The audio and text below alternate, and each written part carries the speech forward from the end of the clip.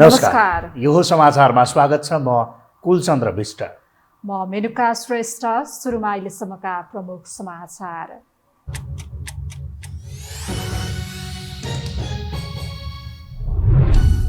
दलहरूबाटै संविधान कार्यान्वयन नभएको भन्दै राष्ट्रपति पौडेलको असन्तुष्टि। जनहितमा काम गर्न सरकारलाई आग्रह। शीतल निवासको सक्रियताप्रति विज्ञानी विभाजित। देशभर विभिन्न कार्यक्रम गरेर माघे संक्रान्ति मनाइयो। टुँडिखेलमा थारू र मगर समुदायको उल्लास। भिड अनियन्त्रित हुँदा 11 जना घाइते। प्रधानमन्त्रीले गरे 5औं पटक मेलम्चीको उद्घाटन। मुहानको सुनिश्चितता बिनै उद्घाटन भएको भन्दै महानगरको आपत्ति। दीर्घकालीन हुनेमा भने नागरिकलाई नै छैन विश्वास। चालु आर्थिक वर्षको 6 महिनामा सरकारको आम्दानी भन्दा खर्च धेरै। विकास बजेट खर्च जम्मा 16% मात्रै। प्रधानमन्त्री भन्छन् सुध्रिएको अर्थतन्त्रमा उत्साही भएर लगानी गरौँ। र प्रधानमन्त्री कप क्रिकेटमा एटिएफको लगातार दोस्रो जित। आर्मी र सुदूरपश्चिमको विजयी सुरुवात। मधेस र लुम्बिनीको पहिलो हार।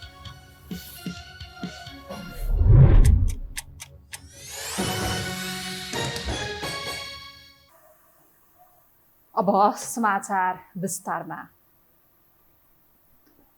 राष्ट्रपति रामचन्द्र पौडेलले संविधान कार्यान्वयनका लागि आवश्यक कानुन तत्काल निर्माण गर्न राजनीतिक दलहरूसँग आग्रह गर्नुभएको छ।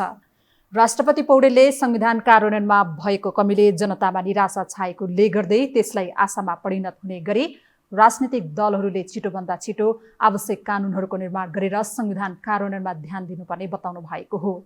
संघीय संसदमा प्रतिनिधित्व गर्ने सबै राजनीतिक दलका शीर्ष नेताहरूलाई माघी पर्वको अवसर पारेर आज राष्ट्रपति भवन शीतल निवासमा बोलाएर उहाँले नेपाली जनताको चाहना र भावना अनुसार अगाडि बढ्नका लागि संविधान कार्यान्वयन गर्दै संघीय लोकतान्त्रिक गणतन्त्र र समावेशी लोकतन्त्रलाई साकार पार्ने अठोट सबै राजनीतिक दलहरूले गर्नुपर्ने बताउनुभयो।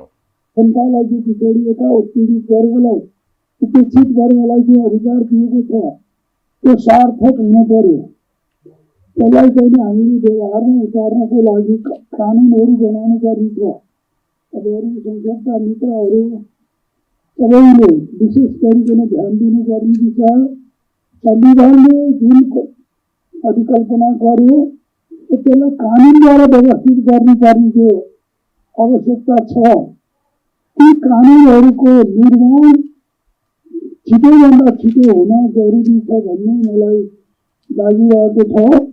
मेरो तपाईँहरू सबैलाई अनुरोध र शुभकामना र पनि तपाईँहरूलाई चाहिँ आग्रह पनि संविधान कार्यान्वयनमा जाउँ। त्यस अवसरमा राष्ट्रपति पौडेलले माघीलाई नेपालको मौलिक पर्वको रूपमा चित्रण गर्दै सबैमा शुभकामना समेत व्यक्त गर्नुभएको थियो। अहिले राजनीतिक माहौल शान्त देखिएको छ। संसद चलेको छैन। सडकमा आन्दोलनको कुनै चर्को स्वर सुनिएको छैन। सत्ता गठबन्धन बलियो बन्दा प्रतिपक्षी पनि आक्रामक बन्न सकेको देखिँदैन। अर्कातर्फ राष्ट्रिय सभामा पहिलो हुन लागेको खुसी पनि थपिएको छ। प्रधानमन्त्री प्रचण्डलाई झट्ट हेर्दा मोज मस्तीकै अवस्थामा रहेका उनी यति बेला कर्मचारीमाथि भने कठोर बन्दै निर्देशन दिनमै केन्द्रित देखिन्छन्। एक रिपोर्ट। सत्तामा पुगेबाटै सकसमा रहेका प्रधानमन्त्री पुष्पकमल दाहाल प्रचण्ड अहिले चयनको अवस्थामा दैनिकी गुजारिरहेका छन्। राष्ट्रिय सभा निर्वाचन केन्द्रित वातावरणले शान्त भएको राजनीतिक मौसममा उनी पुलकित देखिएका हुन्। हुन पनि विपक्षी एमाले उनीसँगै साथ मिलाइरहेको छ भने संसद चलेको छैन, जसले आफूमाथिको प्रश्न प्रहार कम भएको अवस्थामा प्रचण्ड रहँदा सडकका आवाज पनि कमजोर छन्। अर्थात् उनको भाषामा व्यवस्थामाथि प्रश्न उठाउने प्रतिगामी तत्त्व अहिले चलमलाउन सकेको छैन। अझ गजबको कुरा, काङ्ग्रेस सभापति शेरबहादुर देउवा पहिलेबाटै मौन हुनु र अब पनि प्रचण्डलाई चलाउने रणनीतिमा छैनन्। कतिपयले यसलाई सरकारको निरन्तरता प्रचण्डलाई भन्दा काङ्ग्रेसलाई बढी भएको रूपमा अर्थ्याएका छन्। प्रधानमन्त्री दाहाल अहिले पार्टी कार्यक्रम र केही उद्घाटन कार्यक्रममै सीमित छन्। मेलम्ची खानेपानी आयोजनाको पानी पुनः वितरण शुभारम्भ गर्नेदेखि वडा तहसम्मका कार्यक्रममा समय दिएका प्रधानमन्त्री प्रचण्ड आफूले सफल रूपमा काम गरेको दावी गरिरहेका छन्। आफूले सरकारको नेतृत्व लिएका बेला अर्थतन्त्र निकै चुनौतीपूर्ण अवस्थामा रहेको, निर्वाचनबाट आएको त्रिशङ्कु संसदले राजनीतिक स्थायित्व दिने नदिनेमा संशय रहेको अवस्थाबाट अहिलेसम्मको यात्रा उपलब्धिमूलक रहेको उनको बुझाइ छ। उनले अबका दिनमा आफूले देश र जनताका लागि अझै उपलब्धिमूलक काम गर्ने बताएका छन्। संविधान प्रदत्त अधिकारहरू कार्यान्वयन गर्ने प्रक्रियाको कुरा उठ्यो। मैले सङ्घीय निजामती ऐन तयार भएको छ, आउने सदनको पहिला नै त्यसलाई टेबल गरी सकेसम्म छिटो सङ्घीय निजामती ऐन पारित गर्ने प्रक्रियामा हामी अगाडि बढिसकेका छौँ। मेरो नेतृत्वमा यदि सङ्घीय निजामती ऐन बनेन, प्रहरी समायोजन ऐन कार्यान्वयन भएन, या सङ्घीय शिक्षा ऐन कार्यान्वयन भएन, सङ्घीय प्रहरी ऐन अगाडि बढेन भने मलाई डर छ अरूको नेतृत्वमा हुँदैन कि, र मेरो काममा निकै ठुलो जिम्मेवारी छ। हुन त यो शान्त समय प्रचण्डका लागि काम गर्ने समयका रूपमा प्रयोग गर्न सक्ने अवसर बन्न सक्थ्यो, तर उनी नियमित कामभन्दा माथि उठ्न सकेका छैनन्। यद्यपि उनको यो हाई सन्चो अवस्थामा मन्त्री परिषद हेरफेरले भने चिन्ता थप्न सक्ने उत्तिकै सम्भावना छ। राष्ट्रिय सभाको निर्वाचनपछि एमाले पनि यत्तिकै शान्त नबस्ने पक्का हुँदा संसदको हिउँदे अधिवेशन उनका लागि सकसका दिन बनेर नआउलान् भन्न सकिँदैन। गएको संसदमा एउटा मात्र कानुन पास भएको उदाहरणले यो पल्ट प्रदेश बलियो बनाउने कानुनदेखि शिक्षा र निजामती कर्मचारी सम्बन्धी कानुन बनाउनै पर्नेछ, जो उनका लागि त्यति सहज नहुने पक्का हुँदा एमाले नरमपना देखाएकै कारण द्वन्द्वकालीन मुद्दा सम्बन्धी कानुन निर्माणले मात्रै यो सबैको क्षतिपूर्ति गर्न सकिने अवस्था छैन, जहाँ राप्रपाले पनि फागुनबाट निर्णायक आन्दोलनको चेतावनी दिँदै आएको छ। आन्दोलनको तयारी गरिराखेका छौँ। विभिन्न स्वरूपमा हामीले कामहरू गरिराखेका छौँ। तयारीकै सन्दर्भमा हामीले अब यो माघ महिनालाई पनि उपयोग गर्छौँ र फागुन चाहिँ राजधानी केन्द्रित र देखिने ढङ्गले ठुल्ठुला प्रदर्शनहरू समेत चाहिँ हामीले आयोजना गर्छौँ। तर त्यो बिल्कुल शान्तिपूर्ण हुनेछ, अहिंसात्मक हुनेछ। हामीले एउटा जनदबाव सिर्जना गर्ने ढङ्गले अगाडि बढ्नेछौँ। अहिले राजनीति र सरकारमा देखिएको एक प्रकारको मौनता अर्थपूर्ण छ, जुन आदि अघिको शून्यताका रूपमा केही राजनीतिक विश्लेषकहरूले चर्चा गरिरहेका छन्। नेपालमा आन्दोलनको सिजन पनि फागुन पछिको समयलाई मानिन्छ। अहिले हिउँदको चिसो सिजन पनि हो। यो मौसम विभिन्न कार्यक्रमका लागि उति उपयुक्त मानिँदैन। फलत प्रचण्डका आनन्दका दिन कहिलेसम्म हो भन्ने अनुमान लगाउन त्यति कठिन पनि छैन। त्यसैले पनि उनी के त्यसको तयारीमा अहिलेबाटै छन् त, त्यो भने समयले नै देखाउला। आज माघ 1 गते हरेक वर्ष माघ 1 गतेलाई मकर सङ्क्रान्ति, माघे सङ्क्रान्तिको रूपमा विभिन्न कार्यक्रम गरी मनाइएको छ। थारू समुदाय र मगर समुदायको नयाँ वर्ष समेत रहेको माघे सङ्क्रान्ति, माघी पर्व देशभर हर्षोल्लासका साथ मनाइएको छ। एक रिपोर्ट। आज माघ 1 गते अर्थात् माघे सङ्क्रान्ति तथा मकर सङ्क्रान्ति पर्व। सूर्य धनु राशिबाट मकर राशिमा प्रवेश गर्ने सङ्क्रान्ति भएकाले माघ 1 गतेलाई मकर सङ्क्रान्ति भनिएको हो।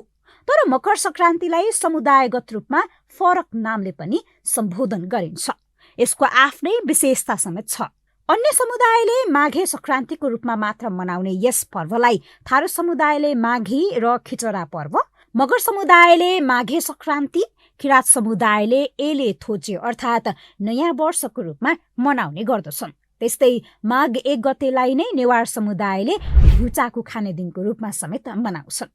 मितिले माघ 1 भए पनि पर्वका हिसाबले विविध आयाम छन्। सोमबार देशभर क्षेत्रगत तथा समुदाय स्तरमा विभिन्न कार्यक्रम गरी यो पर्व मनाइएको छ।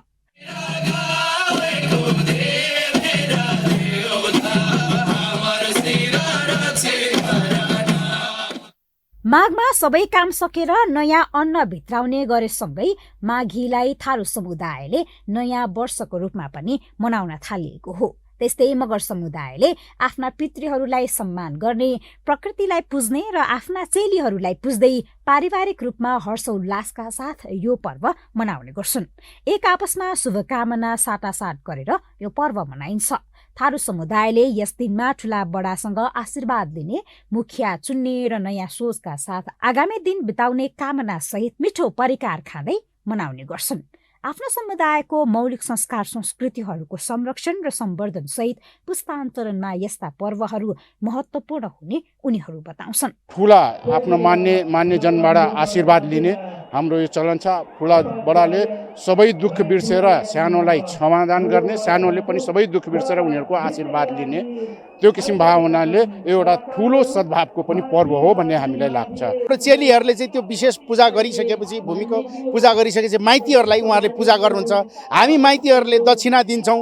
उहाँहरूले ल्याउनु भएको विभिन्न किसिमको सगुनहरू होइन कन्दमूलहरू जोडिएको सगुनहरू बाह्र बटुकहरू चाहिँ भएर अनि अरू परिकारहरू थापेर चाहिँ त्यहाँनिर चाहिँ माइतीहरूलाई दिने र हामीहरू चाहिँ दक्षिणा दिएर टिका लगाएर दक्षिणा दिएर चाहिँ एक किसिम चेलीले माइतीलाई पुज्ने माइतीले चेलीलाई पुज्ने दोहोरो पुजाइ हुन्छ यहाँनिर त्यो किसिमले हामी मनाउँछौँ। आफ्नो वेशभूषा तथा गरगहनामा सजिएर जातीय पहिचान झल्काउँदै विविध सांस्कृतिक कार्यक्रम गरेर यो पर्व मनाइन्छ। यस अवसरमा काठमाडौँको टुरीखेलमा मगर र थारू समुदायले अलग अलग कार्यक्रम गरी धुमधामका साथ माघे संक्रान्ति पर्व मनाए। टुरीखेलमा आयोजना गरिएको कार्यक्रममा काठमाडौँ उपत्यकामा बसोबास गर्ने मगर तथा थारू समुदायको ठूलो जमघट रहेको छ। साथै अन्य समुदायका मानिसहरूको पनि ठूलो संख्यामा सहभागिता रहेको थियो। थारू समुदायको ढिक्री, अन्डी भात, खिचडी, तिलको लड्डु, लाइमुरी, भुजा, अन्डी जाँडको झोल, सकरखण्डा, खरिया, सुँगुर बुङ्गुरको मासु, परेवाको मासु, माछा, गोङ्गी, गङ्गटा जस्ता मौलिक परिकारहरूको प्रदर्शन माघेको अर्को विशेषता हो। यो दिनलाई सरकारले सार्वजनिक बिदा नै दिँदै आएको छ। पहिचान र अधिकारको बाँकी कामहरू पूरा गर्न सकिन्छ भन्ने मेरो विश्वास छ। मैले खालि माघे संक्रान्तिमा लाई राष्ट्रिय पर्वको रूपमा र राष्ट्रिय बिदा दिने घोषणाबाट मात्रै होइन, मैले मगर समुदायले खेलेको भूमिकाका निम्ति देशको सबभन्दा ठुलो पद राष्ट्रपति र त्यसपछिको उपराष्ट्रपतिसम्म मगरलाई नै मेरै प्रस्तावमा पुर्याए। अर्को महत्त्वपूर्ण पद संविधान सभाको संसदको सभामुख जस्तो गरिमामय पदमा मेरै प्रस्तावमा मगर समुदायकै एउटा महिला नेतालाई पुर्याए। माघे जस्ता पर्वहरूले हाम्रो संस्कृतिलाई जोगाउन महत्त्वपूर्ण भूमिका खेल्ने गरेको छ। मुलुकभित्र रहेको सांस्कृतिक विविधता हस्तान्तरण र पुस्तान्तरणमा यस्ता पर्वहरू महत्त्वपूर्ण बन्ने गरेको छ। साथै यस्तो मौलिक चाड पर्वको संरक्षण र सम्वर्धनमा आफ्नो समुदायबाट भइरहेको कार्य निकै नै सराहनीय रहँदै आएको छ। अब बाँकी समाचार। संविधानको पालना र संरक्षण गर्नु राष्ट्रपतिको प्रमुख कर्तव्य हो, तर पछिल्लो राजनीतिक घटनाक्रममा शीतल निवासको सक्रियता देखाउनुलाई अस्वाभाविक रहेको टिप्पणी भइरहेको छ। शोभनीय नरहेको टिप्पणीका बीच संवैधानिक सीमा नागेरै शीतल निवास राष्ट्रिय राजनीतिमा आफ्नो भाग हत्याउनेदेखि शीर्ष नेताहरूलाई सम्झाउन भ्याइरहेको छ। बढ्दो राजनीतिक व्यथिति र व्यवस्थामाथिको एकपछि अर्को प्रहारले सशङ्कित शीतल निवासको सक्रियता निरन्तर चासोमा छ। एक रिपोर्ट। पूर्व राजा आफै सडकमै पुगेर साथ दिन थालेपछि राजावादीहरू हौसिएका छन्। यसले व्यवस्था विरोधीलाई बल मिलेको छ। फलत व्यवस्थाको विरोध गर्दै जनजीविकालाई मुद्दा बनाएर सडक सङ्घर्षको आह्वान नै गरिसकेका छन्। पूर्व राजा र राजावादीहरूले आफ्नो सक्रियता बढाएपछि राष्ट्रिय राजनीति तरङ्गित छ। व्यवस्था खतरामा परेको भन्दै राजनीतिक दलहरू चिन्ता व्यक्त गर्ने तर जिम्मेवार बन्न सकेका छैनन्। फलत राष्ट्रपति रामचन्द्र पौडेल रक्षात्मक रूपमै प्रस्तुत हुन थालेका छन्। माघे संक्रान्तिको अवसरमा सोमबार शीतल निवासले दिन खोजेको सन्देशलाई यही ढङ्गले विश्लेषण गर्दा फरक नपर्ला। राष्ट्रिय राजनीतिमा आफ्नो सक्रियता बढाएको राष्ट्रपति पौडेलले सोमबार संघीय संसदमा प्रतिनिधित्व गर्ने सबै राजनीतिक दलका शीर्ष नेताहरूलाई शीतल निवासमा बोलाएर संविधान कार्यान्वयनका लागि आवश्यक कानून तत्काल निर्माण गर्न राजनैतिक दलहरूसँग आग्रह गरेका छन्। यति धेरै जनताले अग्लो तहका वर्गले पाएको अधिकार पाएको संविधान भनेर यो संविधानलाई सबैले अत्यन्त प्रशंसा गरेका छन् र अब यसलाई कार्यान्वयनमा ल्याउने कुराको आवश्यकता छ। व्यवहारमा ल्याउनु पर्यो। यो संविधानले जो जनतालाई जो पिछडिएका उत्पीडित वर्गलाई उपेक्षित वर्गलाई जो अधिकार दिएको छ त्यो सार्थक हुन पर्यो। त्यसलाई चाहिँ हामीले व्यवहारमा उतार्नको लागि कानुनहरू बनाउनु पर्ने छ। राष्ट्रपति पौडेलले नेपाली जनताको चाहना र भावना अनुसार अघि बढ्नका लागि संविधान कार्यान्वयन गर्दै संघीय लोकतान्त्रिक गणतन्त्र र समावेशी लोकतन्त्रलाई साकार पार्ने अठोट सबै राजनीतिक दलहरूले गर्नुपर्नेमा जोड दिएका छन्। यसअघि नागरिक समाजका प्रभुत्व व्यक्तिहरूसँग सुझाव लिनेदेखि शीर्ष राजनीतिक दलका नेतृत्व गरेका प्रधानमन्त्री तथा नेकपा माओवादी केन्द्रका अध्यक्ष पुष्पकमल दाहाल प्रचण्ड, प्रमुख प्रतिपक्ष दल नेकपा एमालेका अध्यक्ष केपी शर्मा ओली र नेपाली कांग्रेसका सभापति शेरबहादुर देउवालाई शीतल निवासमै बोलाएर सम्झाएका पौडेलले सोमबार संसदमा प्रतिनिधित्व गर्ने सबैलाई सम्झाए। हामीले नेपाली जनतालाई कहाँ पुर्याएका छौँ? अब त्यो बिचारा जसले खपेको छ उसलाई के थाहा यो बजारमा यत्रो तीव्र प्रतिस्पर्धा किन भइरहेको छ भनेर। उसले त के हो भने मेरै चिज उत्पादन राम्रो भएन कि भन्दा हाम्रो पोलिसी मेकरले के भन्छन् भने प्रतिस्पर्धा जति राम्रो भयो त्यति चाहिँ गुणात्मक कुरो कन्ज्युमरले पाउँछ। यो देश चाहिँ यो संरचनामा कहाँ जान्छ? व्यवस्था फेरिए पनि नागरिकको अवस्था नफेरिएको वर्तमान अवस्थाप्रति जनता निराश छन्। नागरिकमा बढेको चरम निराशा र युवाहरूको विदेश पलायनले वर्तमान व्यवस्थाप्रति अनेक प्रश्न उब्जाएको छ। मौजुदा व्यवस्थाको सबैभन्दा ठूलो उपलब्धि मानिएको संहितामाथि नै एकपछि अर्को प्रहार भइरहँदा यसको औचित्य पुष्टि गर्न राजनैतिक दलहरू अझै सफल हुन सकेका छैनन्। दलीय दाउपेचमा संहिता बन्धक बनिरहेको छ। सदनदेखि सडकसम्म संहिताबारे मतभेद बढ्दो छ। अर्कोतर्फ संविधानले व्यवस्था गरेको धर्मनिरपेक्षता धरापमा पर्ने खतरा बढ्दै गएको छ। हिन्दूवादीहरू धर्मनिरपेक्षता खारेजीको माग गर्दै चर्को आवाज उठाउन थालेका छन् भने छिमेकी भारतले यसमा बल पुग्ने भूमिका खेलिरहेको छ। संसदको सबैभन्दा ठूलो दल नेपाली कांग्रेसका सभापति शेरबहादुर देउवाले समेत धर्मको बारेमा सोच्न सकिने भन्दै दिएको अभिव्यक्तिले धेरैलाई सशंकित बनाएको छ। व्यवस्था विरोधी गतिविधिहरू बढ्दै जानु र संहिता कार्यान्वयन कानून निर्माणमा सरकार उदासीन बन्दा राष्ट्रपति सक्रिय बनेको कतिपयको विश्लेषण छ। राजा अगाडि आइरहेको छन्, राजाको शक्ति अघि देखिरहनु भएको छ नि। त्यसैले हामीले अब जनताको चाहना अनुसार अथवा कम्तीमा प्रदेशको चाहना अनुसार प्रदेशलाई पनि एक्टिभ बनाउनलाई कानुन चाहियो नि त। त्यो कानुन तिमीहरू बनाएर नदिने अनि प्रदेशलाई गाली गरेर हुन्छ। त्यही भएर छिटो गरिदेऊ, त्यसको लागि तिमीहरू तीनजना मिल्नुपर्छ र प्रदेशको कानुन छिटो बनाऊ। त्यस पछाडि रहेको अरू कुराहरू जुन सुशासनको कुराहरू छ, अब यसमा भित्री कुरा तिनीहरूले नभनेको कुरा चाहिँ के भने टिआरसीको कुरा पनि हो। टिआरसीमा पनि सबै मिल्नु पर्यो नि त। अब मिलेर जाने भनेका छन्, केमा मिल्न सकिन्छ त? त्यो नमिलेसम्म हुने भएन। यो संयुक्त राष्ट्रसङ्घको महासचिव आएर अस्ति भर्खर तिमीहरू मिलेर छिटो बनाउँछ कि बनाउँदैन भनिरहेछ। अब यहाँ चाहिँ अड्किरहेछ। संविधानको रक्षक समेत रहेका राष्ट्रपतिले व्यवस्थामाथि भइरहेको प्रहारप्रति चिन्ता जनाउनु र चासो राख्नु स्वाभाविक मान्न सकिन्छ। तर राजनैतिक रूपमै प्रभाव पार्ने गरी उनले देखाएको सक्रियताले भने धेरैलाई सशंकित बनाएको छ। आफ्नो भूमिका र जिम्मेवारीको सीमा भन्दा बाहिर राष्ट्रपतिले चासो राख्नुलाई भने स्वाभाविक मान्न सकिँदैन। यसप्रति शीतल निवासको ध्यान पक्कै जान जरुरी छ। यो हो टेलिभिजनका लागि निम्नकी शेर्पा, काठमाडौँ। काठमाडौँको टुँडिखेलमा माघी मनाउन पुगेकाहरूको भिड अनियन्त्रित हुँदा 11 जना घाइते भएका छन्। आज मगर समुदायको माघे सङ्क्रान्ति र थारू समुदायको माघी मनाउन टुँडिखेलमा कार्यक्रम आयोजना गरिएको थियो। कार्यक्रममा सहभागी हुन पुगेकाहरू टुँडिखेल प्रवेश गर्ने क्रममा अनियन्त्रित बनेको प्रहरीले जनाएको छ। प्रहरीले भिड नियन्त्रण गर्न लाठीचार्ज समेत गरेको थियो। घाइतेहरूलाई राष्ट्रिय ट्रमा सेन्टर लगिएको प्रहरीले जनाएको छ। पोखरा महानगरपालिकाको 14औं नगरसभा माघ 18 गते बस्ने भएको छ। पुस 29 गते महानगरको हिउँदे सभा बोलाइए पनि करको विषय सम्बोधन हुन नसक्दा नगरसभा स्थगित भएको हो। पोखरा महानगरपालिकाका प्रवक्ता मोती तिमल सिन्हाले आर्थिक ऐनमा राजस्व सम्बन्धी विषयहरू समेटिने जानकारी गराउँदै त्यसमा केही संशोधन गर्नुपर्ने विषयवस्तुहरूका लागि पोखरा महानगरपालिका वडा नम्बर 4 का अध्यक्ष देवकृष्ण पराजुलीको संयोजकत्वमा 13 सदस्यीय समिति गठन भएको बताउनु भयो। उहाँले माघ 18 गते पुनः सञ्चालन हुने गरी स्थगित भएको जानकारी दिनुभयो। ऐनमा राजस्वका सम्बन्धीका विषयहरू पनि समेटिनेछन्। त्यसमा आर्थिक ऐनमा केही संशोधन गर्नुपर्ने विषयवस्तुहरू यसो आर्थिक ऐनमा समेटिन्छन्। यसको लागि चाहिँ नि आज यो पोखरा महानगरपालिका वडा नम्बर 4 को अध्यक्ष देवकृष्ण पराजुलीजीको संयोजकत्वमा एउटा 13 सदस्यीय एउटा चाहिँ नि समिति पनि गठन भएको छ र अब यो 18 गते पुनः सञ्चालन हुने गरी आजलाई स्थगित भएको।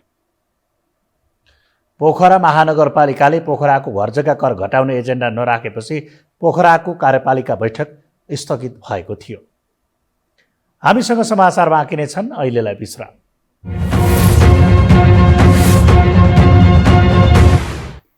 विश्रामपछि स्वागत छ। अब बाँकी समाचार।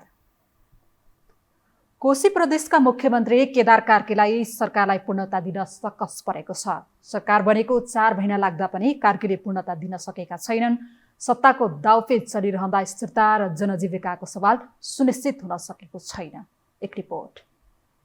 कांग्रेस नेता केदार कार्कीले कोशी प्रदेशको मुख्यमन्त्री पद सम्हालेको 4 महिना लाग्यो। कार्कीलाई प्रदेशसभाका 2/3 सांसदले विश्वासको मत दिएका छन्।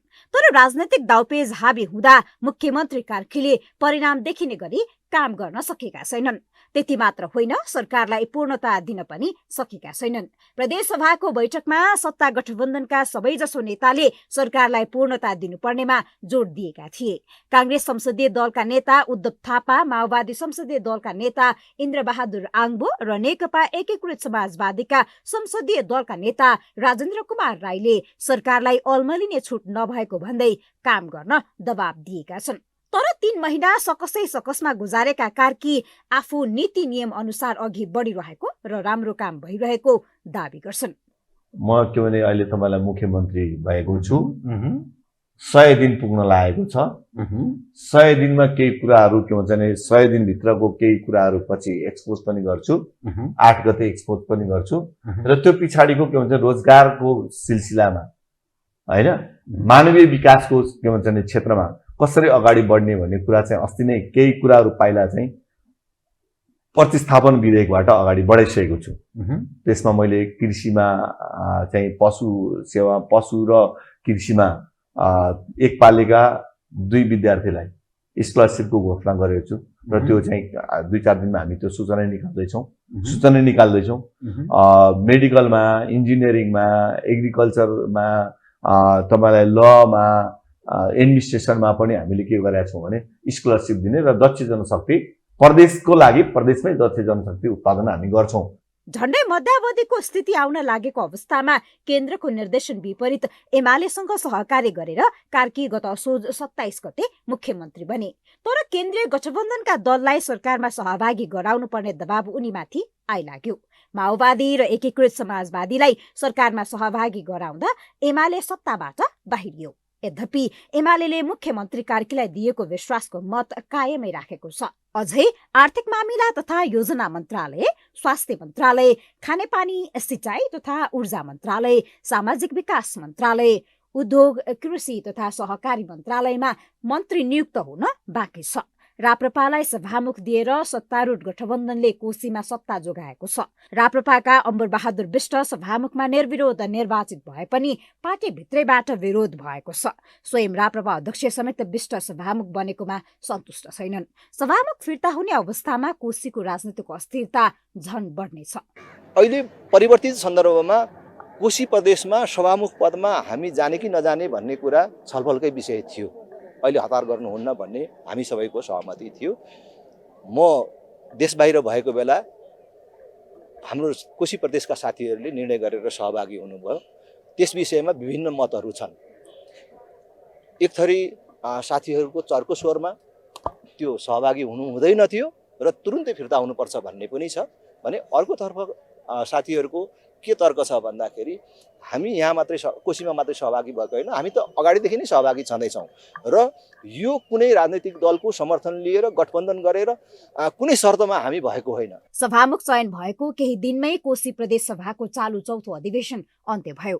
संसदको हिउँदे अधिवेशन कानून निर्माणका लागि महत्त्वपूर्ण मानिन्छ। तर कानून निर्माणको महत्त्वपूर्ण कामलाई बेवास्ता गर्दै कोशीमा अधिवेशन नै अन्त्य गरिएको छ। यसले प्रदेशसभा कामविहीन बनेको छ भने प्रदेशसभा सदस्यहरू फुर्सदिला बनेका छन्। प्रदेश सरकारबाट जनताले अपेक्षा गरे अनुसारको काम हुन सकेको छैन।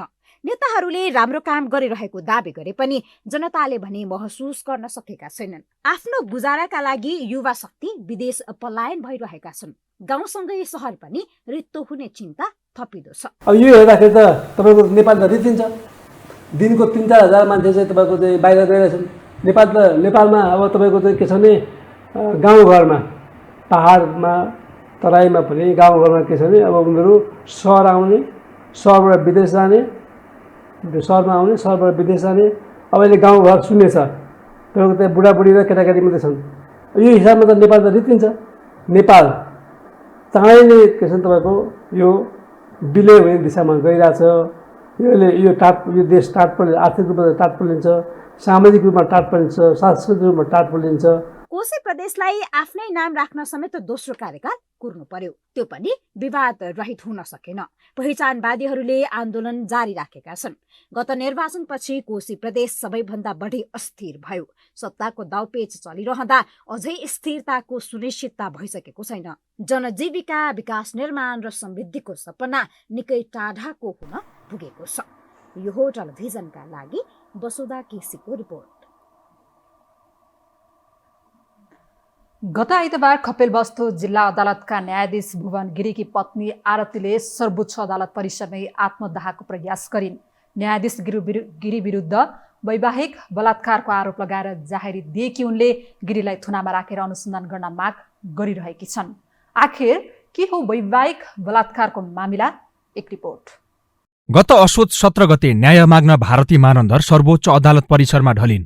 आफ्ना श्रीमानको हत्या गरेर आजीवन कैदको फैसला सुनाइएका गुण्डा नाइके रिगल भनिने योगराज ढकालको आम माफी विरुद्ध उनले थुप्रै संघर्ष गर्नु पर्यो। लगत्तै अदालतको आदेशबाट उनी फेरि जेल पठाइए। त्यही प्रकृतिको घटना सर्वोच्च अदालत परिसरमा दोहोरिएको छ। कपिलवस्तु जिल्ला अदालतका निलम्बित न्यायाधीश भुवन गिरीकी पत्नी आरती रावल गिरीले पनि न्याय माग्न आइतबार दिउँसो पेट्रोल छर्केर अदालत परिसरमै आत्मदहको प्रयास गरिन्। श्रीमान भुवन विरुद्ध वैवाहिक बलात्कारको जाहेरी दिएकी उनमा पनि सायद भारती जस्तै न्याय पाउने आशा थियो। यो राज्यले बाँच्न नदिएको र अदालतले पनि आफूलाई न्याय नदिएकाले आत्मदाहको प्रयास गरेको उनले बयान दिएकी छिन्। न्याय दिने न्यायाधीशबाटै आफू बलात्कृत भएको र त्यस्ता न्यायाधीशलाई कारबाही गर्नुको साटो नेपाली कंग्रेसका उपसभापति तथा रक्षा मन्त्री पूर्णबहादुर खड्का र डाक्टर आर्जु राणा देउबा संरक्षणमा लागि परेको आरोप उनले लगाएकी छिन्।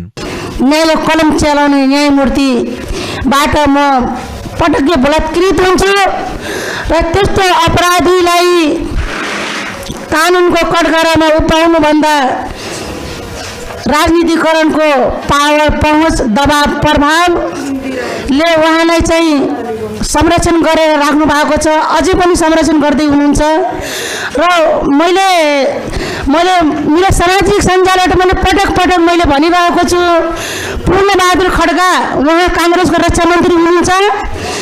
पार्टीले यदि कारवाही गर्छ भने आर्जु राणाको र पूर्णबहादुर खड्काको नामको रेकर्ड म कार्यालयमा दिन तयार छु। आफू पीडित बनेको भन्दै आरती गत वर्ष मङ्सिरमै जिल्ला प्रहरी कार्यालय कपिलवस्तु पुगेकी थिइन्। तर उनका श्रीमान न्यायाधीश भएका कारण प्रहरीले उजुरी लिन ठाडै अस्वीकार गरिदियो। सामान्यतः न्यायाधीश विरुद्ध परेका उजुरीमाथि न्याय परिषदले छानबिन गर्ने प्रावधान छ। आरतीले न्याय परिषदमा पनि उजुरी दिएकी छिन्, तर पनि उजुरीमाथि सुनवाई भएको छैन। न्याय परिषदमा उजुरी परेपछि गिरी निलम्बनमा परेका छन्, यद्यपि कारबाही भएको छैन।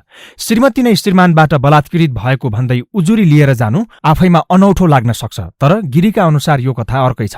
आरती र भुवन बीच 2075 सालमा कानूनी विवाह भएको थियो। यस बीचमा उनीहरू केही वर्ष सँगै बसे पनि आफूलाई सन्तान प्राप्तिको अधिकारबाट वञ्चित गराइएको भन्दै पटक पटक झैझगडा भएपछि न्यायाधीश बनेको केही समयमै गिरीले 2079 मङ्सिर 11 गते पत्नी आरती रावल विरुद्ध बाँके जिल्ला अदालतमा सम्बन्ध विच्छेदको मुद्दा दर्ता गराए, जुन अहिले पनि विचाराधीन छ।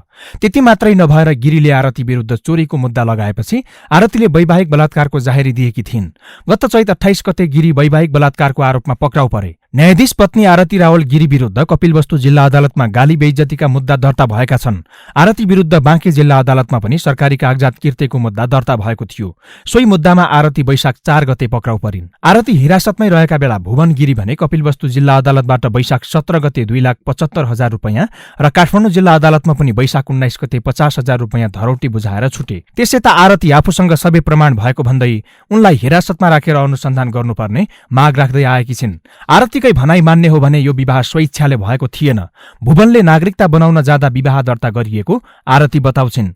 आफू विवाह अघि नै यौन शोषणमा परेको पनि उनको आरोप छ। यति मात्र नभई आरतीले भुवन गिरीले आफूलाई पहिलो पटक जबरजस्ती औषधि खुवाएर 3 महिनाको र दोस्रो पटक 2076 साउनमा कुटपिट गरेर 3.5 महिनाको गर्भपतन गराएको समेत आरोप लगाएकी छिन्। यसबीचमा न्यायाधीश भुवनले आरतीलाई अनावश्यक रूपमा नियन्त्रणमा राख्न थाले। साथीभाइ र आफन्तजनसँगको भेटघाट बन्द गराए। आफूलाई छाडेर गए आत्महत्या गरी आरती र उनको परिवारलाई पनि फसाइदिने धम्की निलम्बित न्यायाधीश गिरीले दिने गरेका थिए। म तेरो 4 तला घरबाट म आम परेर मर्छु, तैले मेरो हात छोडेर भागिस् भने म माइक्रो गाडीको तलामा आएर म आफ्नो ज्यान दिन्छु। मलाई न्यायाधीशलाई यसले मारी धकिली यसले हत्या गरी न्यायाधीशको भनेर तँलाई हत्याको आरोप लाग्नेछ, मुद्दा लाग्नेछ। त मात्रै होइन, तेरो भाइ बहिनी, तेरा दिदी बहिनी, तेरा सम्पूर्ण आफन्तीलाई म लागु यसमा म फसाइदिन्छु होइन। एउटा न्यायमूर्तिले कहाँसम्मको म एउटा कानुनको सिङ उमार्दो रहेछ, के मैले न्याय नपाउने त? गत जेठमा 2 महिनासम्म माइतीघर मण्डलामै अनसनमा बसेकी आरतीले गिरी विरुद्धका मुद्दामा शीघ्र छानबिन हुनुपर्ने र कानून बमोजिम कारबाही हुनुपर्ने, आफूलाई बकपत्रका लागि बोलाउनु पर्ने लगायत माग राख्दै बलात्कारको संगीन आरोप लागेकालाई धरौटीमा छाडिएको भन्दै आपत्ति जनाउँदै आएकी थिइन्। अभियन्ताहरू पनि आरतीको ज्यान तलमाथि भए भुवनले जिम्मा लिनुपर्ने चेतावनी दिइरहेका छन्। यो चाहिँ जो पीडित हो नि, पीडित जहिले पनि न्याय भने चाहिँ पीडितकै पक्षमा हो। न्याय भनेकै पीडितलाई न्याय दिने, पीडकलाई मुक्ति दिने होइन। त्यसैले पीडक जस्तो सुकै भए पनि कहिलेकाहीँ प्रमाणहरू, यथेष्ट प्रमाणहरू नहुनको कारणले पीडकहरू चाहिँ उम्किने खालको परिस्थिति बन्छ। र त्यसो हुँदा जो पीडित हो झन् पीडित हुने खालको स्थिति बन्दाखेरि पीडित पक्षले अलि बढी न्यायको लागि हार गुहार गर्ने स्थिति चाहिँ बन्दो रहेछ। यद्यपि फेरि तपाईँको चाहिँ अदालत चाहिँ कुनै पक्षको इन्फ्लुएन्समा, प्रभावमा परेर फैसला गर्ने होइन। अब कसैले त्यहाँ तपाईँ न्यायालयमा ढल्यो वा ढलेन भन्ने आधारमा फैसला भयो भन्ने रूपमा चाहिँ हामीले बुझ्नु आउँदैन। अदालतले प्रमाणकै आधारमा मात्रै फैसला गरेको हो भन्ने रूपमा बुझ्नुपर्ने हुन्छ। नेपालको न्यायालयमा जाँड रक्सी सेवन गरेर फैसला सुनाउन जाने, जग्गा हडप्ने, आफ्ना परिवारका सदस्यलाई नै शोषण गर्ने, घुस लिने, राजनैतिक दलका नेताहरूसँग अस्वाभाविक उठबस गर्ने लगायतका न्यायाधीश विरुद्ध 290 उजुरी न्याय परिषदमा विचाराधीन छन्। त्यसमध्ये भुवन गिरी विरुद्धको उजुरी पनि एक हो। यसरी न्यायपालिका र न्याय सम्पादनमै आँच आउने क्रियाकलापमा सक्रिय न्यायमूर्तिहरूलाई कानूनको कठघरामा उभ्याउनु आवश्यक छ। यसो गर्न सके मात्रै न्यायालयको साख र न्यायमा जनताको विश्वास कायम रहनेछ। यो हो टेलिभिजनका लागि धर्मराज भट्ट, काठमाडौँ। मिलम्चीको पानीले फेरि एकपटक काठमाडौँमा उद्घाटन गर्ने अर्को अवसर पाएको छ। मिलम्चीले गर्दा राजधानीमा उद्घाटनकै लागि अर्को एउटा नयाँ धारा थपिएको छ। तर त्यो धारामा कतै दिनसम्म पानी आउने हो त्यो भने विगतका झै अनिश्चित झै बनेको छ। एक रिपोर्ट।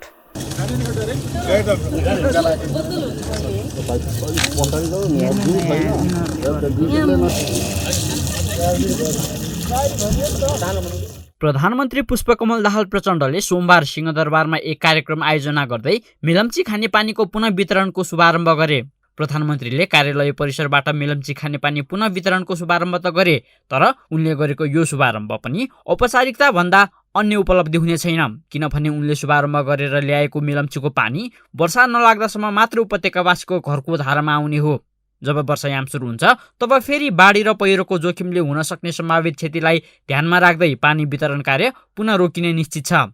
किनभने यसपटक पनि मिलम्चीको पानी वैकल्पिक व्यवस्था गरेर ल्याइएको हो। दीर्घकालीन रूपमा यसको व्यवस्थापन गर्न हेडवर्क्सको काम सम्पन्न हुनै सकेको छैन। वर्षायाममा मिलम्चीको पानी नियमित हुन सक्छ वा सक्दैन भन्ने कुरा बडो उत्साहका साथ पुनः मिलम्चीको पानी वितरणको शुभारम्भ गरेका प्रधानमन्त्रीकै मुखबाट सुनौं। दीर्घकालीन रूपमा समस्या समाधान नहुन्जेल हरेक वर्ष मनसुनबाट हुन सक्ने सम्भावित जोखिमलाई मध्यनजर गर्दै अरबौं लगानीमा निर्मित मुख्य संरचनाको रूपमा रहेको 27 किलोमिटर लामो सुरुङलाई क्षति हुनबाट जोगाउन मनसुन अवधिभर सुरुङ सञ्चालन बन्द गर्नुपर्ने बाध्यताका कारण 12 महिना पानी आपूर्ति गर्न नसकिएको प्रति आम उपभोक्ताहरूमा जानकारी गराउँदै यस वर्षको बाढीले मेलम्ची हेडवर्क्समा गत वर्षको तुलनामा अझ धेरै क्षति पुर्याएकोले मेलम्ची पानी आपूर्तिमा केही विलम्ब हुन गएको प्रति पनि हाम्रो दायित्व बोध र जिम्मेवारी बोध रहेको छ। बाढी पहिरोबाट क्षतिग्रस्त मेलम्चीको पानी स्थायी तवरले काठमाडौँ उपत्यकामा ल्याउने भन्दा पनि अस्थायी रूपमा ल्याएर वितरण शुभारम्भ गर्न रमाउने प्रवृत्ति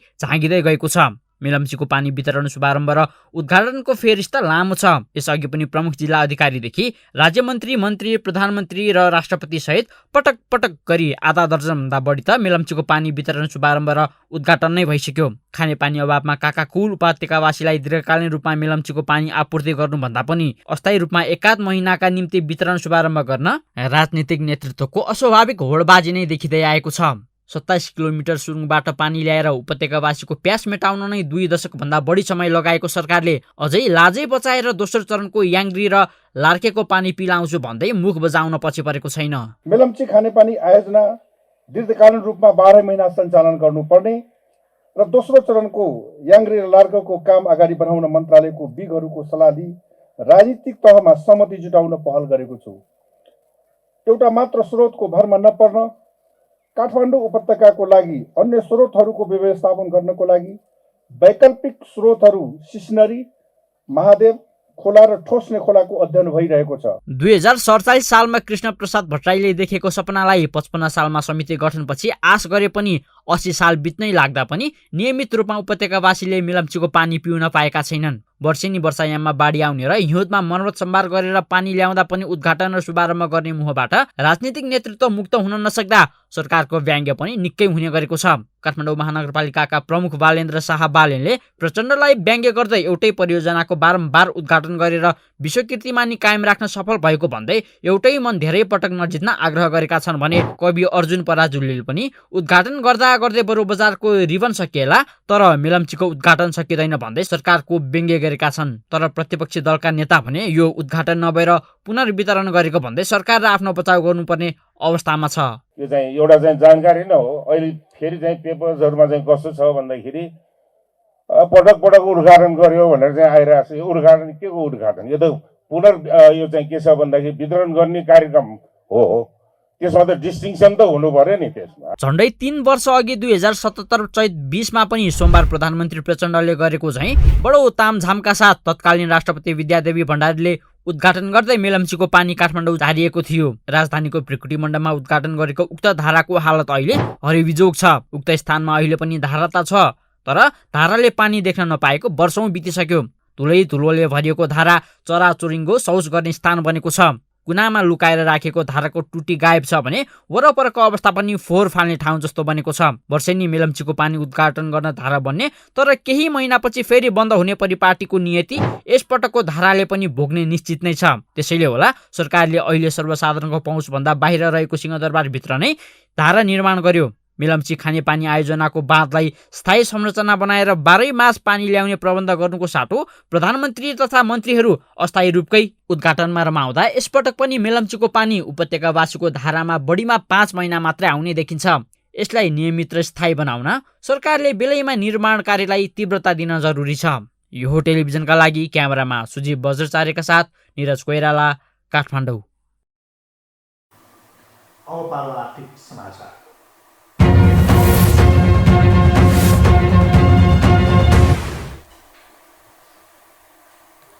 चालु आर्थिक वर्षको 6 महिनामा सरकारको आम्दानीभन्दा खर्च बढी भएको तथ्याङ्क सार्वजनिक भएको छ।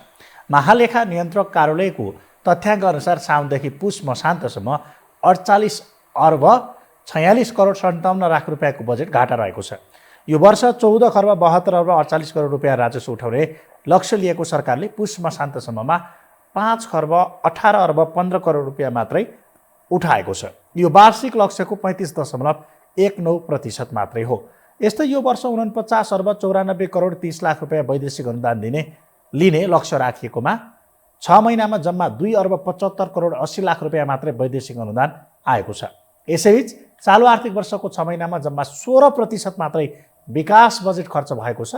यो वर्ष कुल 3 खर्ब 2 अर्ब 7 करोड रुपियाँ विकास बजेट खर्च गर्ने लक्ष्य रहेकोमा हिजोसम्म 49 अर्ब 23 करोड 58 लाख रुपियाँ मात्रै खर्च भएको छ। आम्दानीभन्दा खर्च धेरै भएपछि सरकारले ऋण लिएर काम चलाइरहेको छ। प्रधानमन्त्री पुष्पकमल दाहाल प्रचण्डले वर्तमान सरकारको प्रयासका कारण नेपालको अर्थतन्त्रमा गुणात्मक सुधार आएको दावी गर्नुभएको छ। उहाँले विदेशी मुद्राको सञ्चित इतिहासमै सबैभन्दा धेरै हुनुलाई त्यसको एउटा उदाहरणका रूपमा प्रस्तुत गर्नुभयो। नेपाल पत्रकार महासङ्घ अर्घाखाँचीले सन्धिखर्कमा गरेको पर्यटन प्रवर्धन कार्यक्रमको उद्घाटन गर्दै प्रधानमन्त्री दाहालले पर्यटन क्षेत्रमा पनि यही वर्षले नेपालको इतिहासमै सबैभन्दा धेरै पर्यटक आगमन भएको वर्षका रूपमा रेकर्ड बनाएको बताउनुभयो। उहाँले आफूले कार्यभार सम्हाल्दा नेपालको अर्थतन्त्र निकै त्रासदीपूर्ण रहेको र धेरै चुनौतीहरूको सामना गर्नुपरेको उल्लेख गर्नुभयो। प्रधानमन्त्री दाहालले मानिसमा अर्थतन्त्र डुब्यो भन्ने आतंक संशय पनि जनतामा रहेको र 1 वर्षसम्मको अनवरत प्रयासबाट देश र जनता समक्ष विद्यमान चुनौतीहरू सम्बोधन हुँदै क्रमशः सकारात्मक दिशातर्फ अघि बढिरहेको बताउनु भयो। चालु आर्थिक वर्षको पछिल्लो 5 महिनामा 1 लाख बढी पर्यटकले चितवन राष्ट्रिय निकुञ्जको अवलोकन गरेका छन्। निकुञ्जमा जङ्गल सफारी मार्फत 1 लाख बढी आन्तरिक तथा बाह्य पर्यटकहरूले निकुञ्जको अवलोकन गरेका हुन्। विश्वको वन्यजन्तु जनजीवन अवलोकनका लागि प्रसिद्ध मानिने चितवन राष्ट्रिय निकुञ्ज विदेशी पर्यटकहरूका लागि बढी रुचाइने क्षेत्र पनि हो।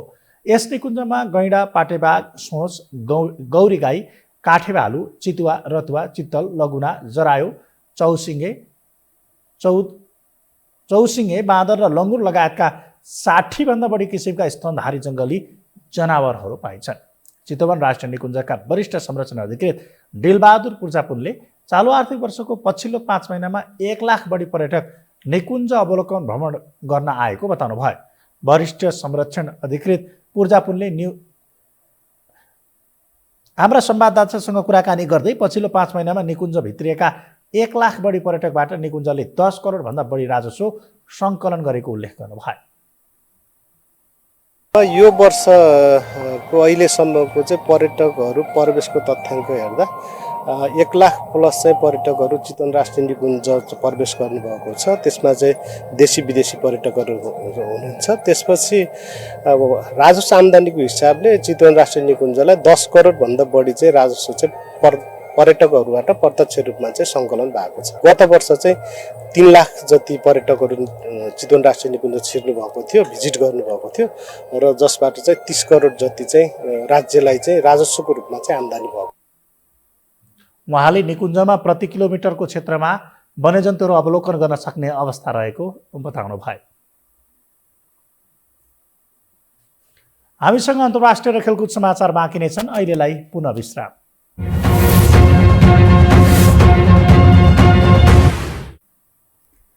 विश्रामपछि पुनः स्वागत छ। अब पालो अन्तर्राष्ट्रिय समाचारको।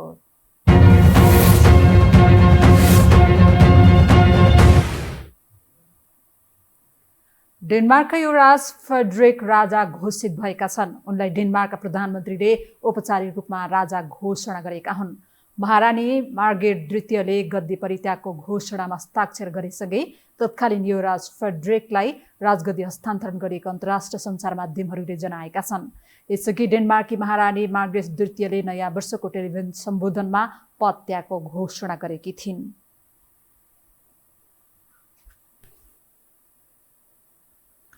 अब पालो खेलकुद समाचारको।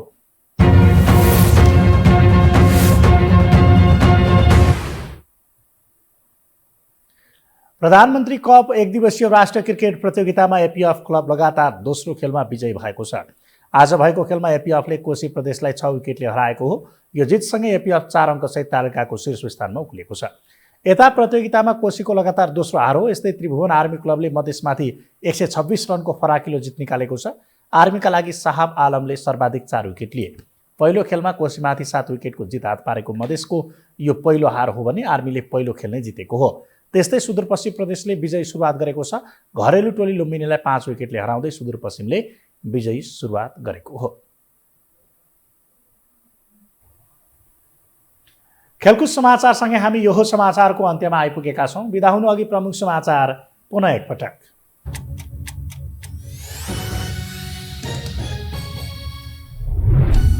दलहरूबाटै संविधान कार्यान्वयन नभएको भन्दै राष्ट्रपति पौडेलको असन्तुष्टि। जनहितमा काम गर्न सरकारलाई आग्रह। शीतल निवासको सक्रियताप्रति विज्ञ विभाजित। देशभर विभिन्न कार्यक्रम गरेर माघे सङ्क्रान्ति मनाइयो। टुडी खेलमा थारू र मगर समुदायको उल्लास। भिड अनियन्त्रित हुँदा 11 जना घाइते। प्रधानमन्त्रीले गरे 5औं पटक मेलम्चीको उद्घाटन। मुहानको सुनिश्चितता बिनै उद्घाटन भएको भन्दै महानगरको आपत्ति। दीर्घकालीन हुनेमा भने नागरिकलाई नै छैन विश्वास। चालु आर्थिक वर्षको 6 महिनामा सरकारको आम्दानी भन्दा खर्च धेरै। विकास बजेट खर्च जम्मा 16% मात्रै। प्रधानमन्त्री भन्छन् सुध्रिएको अर्थतन्त्रमा उत्साहित भएर लगानी गरौँ। र प्रधानमन्त्री कप क्रिकेटमा एपीएफको लगातार दोस्रो जित। आर्मी र सुदूरपश्चिमको विजय सुरुवात। मधेस र लुम्बिनीको पहिलो हार।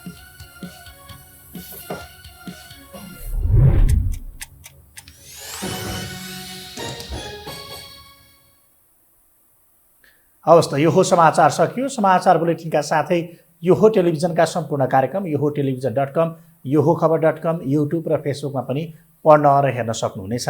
मोबाइलमा योहो टिभी एप डाउनलोड गरी हामीलाई प्रत्यक्ष हेर्न सक्नुहुनेछ।